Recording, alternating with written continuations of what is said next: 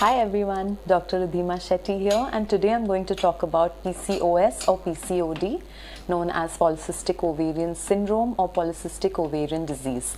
Both of them mean the same thing and can be used interchangeably with each other. So let me explain to you firstly why is it termed as polycystic ovarian disease. So what exactly does the polycystic ovary mean? Alright, so this is now, please excuse my drawing skills guys, but this is how a normal uterus looks. This is a fallopian tube that's going from here, and this is your ovary. Alright, so every month in your ovary there are multiple follicles present. Alright, so each follicle is at a different stage of development or maturation, and eventually one of the follicle becomes chosen to be the one that will eventually release an egg. It is known as the dominant follicle. So it slowly grows during your cycle, and on the 15th day of your cycle it breaks through the ovary to release an egg. Alright, this is how it basically looks. This is how your normal ovary would look, which has multiple follicles at different levels of maturity and one large one which will release the ovum. Alright, so now what happens in PCOD is that there are multiple follicles which is normal, but none of them are getting enough hormones to become a dominant follicle. That means all of them are at an immature stage, which is why they are not growing, neither are they rupturing out of the ovary, and neither are they releasing the egg. So what they mean by polycystic are actually not cysts, but multiple follicles at an immature stage which are all stuck inside the ovary. PCOD affects about 5% of the world's female population, and its prevalence is fast increasing. So there are three main criteria for diagnosing a case as a case of PCOD. The first one being menstrual abnormalities, that could mean irregular periods or complete absence of periods. The second thing is hyperandrogenism, which basically means androgen excess, which shows up in symptoms such as increased hair growth in certain areas of the body, such as the face, chest, hands and legs, or increase in facial acne. The third thing that we look for is the presence of polycystic appearance in an ultrasound of the ovaries. Now, a patient with PCOD is not always the same. With different patients, they come with different complaints. But the most common complaint that a patient comes with is irregular periods or complete absence of periods without taking any medication. The second thing that a lot of women come with are increased hair growth, especially in the face and chest, or increase in facial acne. The third thing that women commonly come with is weight gain, especially in the abdominal area, and feeling of bloating. The fourth thing that women come with very often, especially married women, is difficulty in conceiving or difficulty in getting pregnant, which we commonly term as infertility. Another very common condition which occurs as a condition of PCOS or PCOD is what we call as acanthosis nigricans, which is basically a discoloration around the back of your neck or your armpits or your groin area, any area where there is a lot of folding of the skin occurring, which undergoes hyperpigmentation and appears dark brown or grayish in color. The long-term side effects of PCOS are basically two. First one being infertility, that is inability to conceive because of problems in ovulation. And the second one is increased risk of endometrial cancer because of continuous anovulatory cycles. It is very important to know that weight gain and PCOS form a vicious cycle. That means that because of the insulin resistance that occurs in PCOS, the body is reacting in a way of having fat storage. That means that it becomes harder for a person to lose weight. Meanwhile, the fat cells in the body, they produce a particular type of estrogen, which makes your hormonal imbalance even higher, further resulting in PCOS. So basically, it's a vicious cycle that continues. The first and most important is a pelvic ultrasound or a sonography that is going to reveal to us whether there are polycystic changes appearing in your ovaries, along with the volume of your ovaries as well. The second thing that we look for is a complete hormonal evaluation done usually on the second day of your period, which includes certain hormonal evaluation tests called as serum FSH, that is follicular stimulating hormone.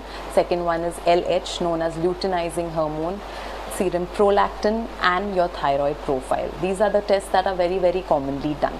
Another condition that occurs because of PCOD is what we call as insulin resistance. That means that your body is becoming more and more resistant to the natural insulin that is produced, which in basic terms it means it is going to cause you weight gain, and it is going to increase your blood sugar because insulin is unable to act on the glucose that is produced in your body. So another test that we do to diagnose this case of insulin resistance is either we can do your fasting blood sugar, or more accurately we will do your serum fasting insulin. Other tests which we will look for as increase of androgens, especially in patients who complain of acne or excessive hair growth, is your serum testosterone and your serum DHEA. The most obvious sign of PCOS is in your hormonal profile, your LH value, that is your luteinizing hormone values, will be double, triple or quadruple the times of your serum follicle stimulating hormone values, which basically means that the amount of follicles that are being produced by your egg, none of them are being allowed to be ruptured, and that means in basic terms that your egg is unable to grow and to be released out. So recent studies have shown that there are 4 different types of PCOS which need to be dealt specifically according to their type. So the first one is the insulin resistant PCOS, which causes your weight gain, your increase in blood sugars, and can also cause abnormal bleeding patterns and infertility. The second one is adrenal PCOS, which means that your androgen hormones will be raised, such as your testosterone and DHEA, which will present as excessive hair growth and increased acne and infertility as well. The third type of PCOS is the post-pill PCOS, which occurs as a side effect of taking hormonal pills for too long. And the fourth type of PCOS is inflammatory PCOS, often occurring as a result of stress, diet or lifestyle changes. Treatment of PCOD or PCOS is a highly debated topic, and there is just one thing that we know for sure, that is that every person with PCOS presents differently. They have different areas of concern that they want to tackle, and that is why the treatment of PCOS has to be individualized. It cannot be one general treatment for every patient that comes to you diagnosed as PCOS. So in India, because of lesser awareness of PCOS, it is often diagnosed much later. I get a lot of married patients that come after not being able to conceive for a few years, and then they get diagnosed as PCOS. So for a patient who wants to conceive, the line of management for her is completely different. We would give her something for increasing her insulin sensitivity, maybe a metformin or a myo-inositol, and we would be giving her medication so that she is able to ovulate, and helping her in such a way so as to assist her reproduction. For patients that come whose main area of concern is their acne or their excessive hair growth, so we give them treatment which combats the androgen excess in their body, which could be hormonal medications, and for their hair growth it could be any sort of hair epilation techniques. When a young girl with PCOS comes to me and has been diagnosed with abnormal menstrual cycles and maybe a bit of weight gain, the first thing that I would always like to find out is what could be the cause of her hormonal imbalance. If it is a thyroid or a prolactin condition, it can be easily combated and treated, giving specific treatment for both of these conditions. However, if it is a case of a pure PCOS, very likely it is the inflammatory type of PCOS, which is caused by stress, diet and lifestyle changes, and hence it should be treated similarly by finding out the cause and targeting that particular cause. I am not against hormonal pills being given for PCOS, because a lot of patients come who have tried the lifestyle and diet changes that they need to take. However, it has not worked for them and they need a symptomatic relief. So the hormonal pill works in such a way that you will bleed every month. However, it is as a result of the synthetic hormones that we are putting into your body. These hormonal pills show a side effect in 40% of women. However, 60% of women actually have seen reduction in their PCOS symptoms because of taking the pill.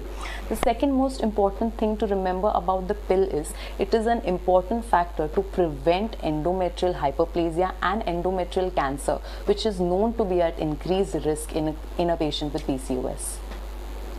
Supplements also have shown to help with managing PCOS, especially supplements of zinc and magnesium, and the most important one, which is known as myo-inositol, which helps in natural ovulation in a lot of women. However, these are new studies and they are being researched, but there is absolutely no harm in taking these supplements once you've been examined by your doctor and they've been advised to you. A lot of women also suffer from depression and severe mood swings with PCOS, which can be treated with a lot of sometimes with counseling, with psychotherapy, and sometimes with hormonal pills. So the first thing that you must do if you've been diagnosed with inflammatory PCOS is find out what were the triggers in your lifestyle or in your diet which have caused your hormones to go haywire.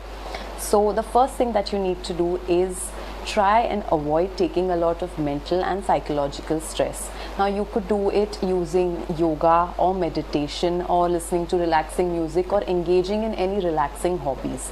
The second thing that you need to do is to make sure you're sleeping 8 hours every night, and this doesn't mean that you sleep at 3 a.m. and wake up at 11 a.m. No, it means that the nighttime sleep, especially the sleep that comes 12 a.m. onwards, that is very important, because your body in the night releases a hormone called as melatonin, which is very, very important for the repair of all the problems in the body.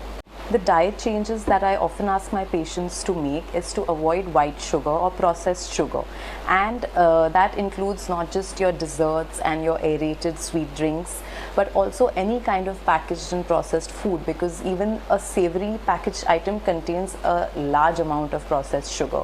The second thing that I ask them to avoid is maida or refined flour, and replace it with a healthier option.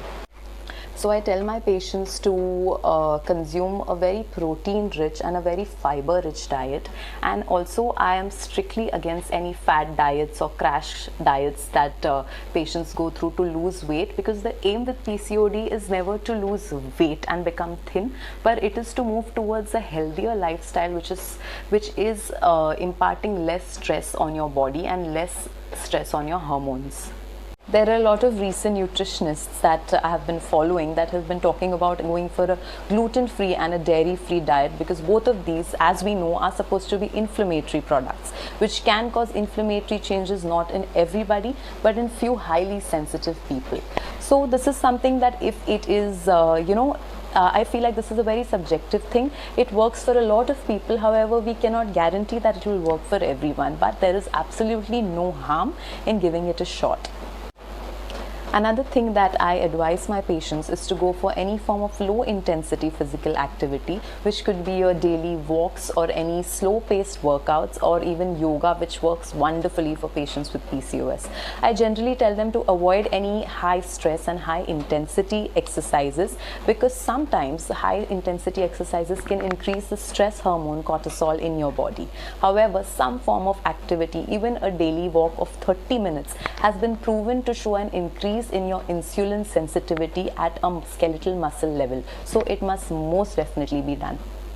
I feel like every woman with PCOD must first, at least for 3 to 6 months, if she has the time, that is if she's been diagnosed at a younger age where she's not planning to start a family, she should definitely go and try for a diet and lifestyle change first, because it's effective in a lot of women. And as soon as you break the cycle of the hormone induced weight gain and the weight gain induced hormonal imbalance, you will realize that your periods start becoming regular, your skin starts getting clearer, and you have a overall sense of well-being and health. All I would advise to all the women that have been diagnosed with PCOS is, don't worry about it. It is definitely not the end of the world, and whatever is your area of complaint, whatever is your area of concern, it can be managed. So if you're concerned about your weight gain, that can be managed. If you're concerned about your increase in your hair growth or your acne, that can be also managed. And if you're concerned about your fertility, that can definitely be managed. There is a treatment for every possible presentation of PCOS, and I would advise everybody to slowly change their lifestyle also and see for themselves if that is helping, so that there is no need for any higher medication to be taken. but don't completely negate the value and the effectiveness of medication if your normal diet and lifestyle changes are not working for you, because a lot of research has been done to provide the best treatment line for PCOS. Note that it is a slightly complicated condition, and that is why there is a lot of debate and a lot of controversy regarding its management. But I personally have witnessed and seen a lot of patients come out of PCOS completely managing their symptoms and leading a completely normal life.